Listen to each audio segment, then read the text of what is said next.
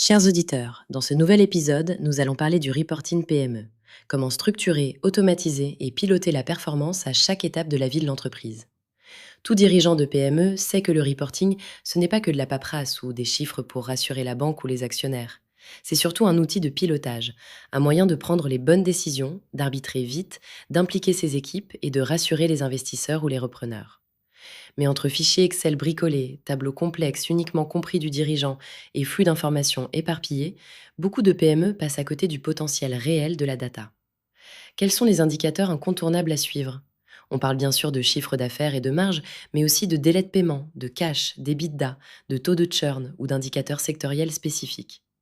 L'erreur classique, c'est d'en avoir trop ou pas assez, ou surtout de ne pas rattacher les KPI à la vraie stratégie ni au processus opérationnel de l'entreprise.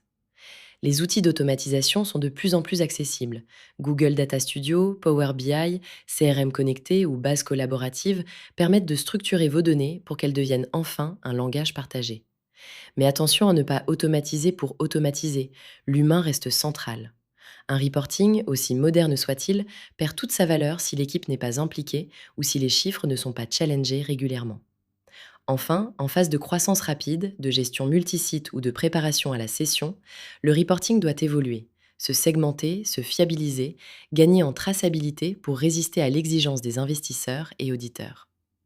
Retenez ceci, le bon reporting PME est celui qui guide, qui responsabilise, qui met l'entreprise en mouvement, pas celui qui finit dans un tiroir. Pour aller plus loin, partagez cet épisode, abonnez-vous au podcast ou consultez notre blog Scale to Sell pour transformer votre dispositif et gagner en efficacité.